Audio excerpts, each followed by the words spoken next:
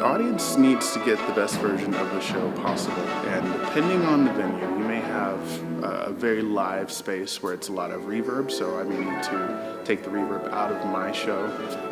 and then let the hall do the work. Soundcheck's important because it allows us to test our setup, make sure everything's connected correctly. It allows the vocalists to hear themselves, make sure they're comfortable, allows the band to hear the vocalists, and the band to hear each other. And more importantly, it gives the commander and the command team a chance to rehearse the band and allow them to test the balance in the room, since every venue is different, and we blend it all together in the audience and make it the best possible product.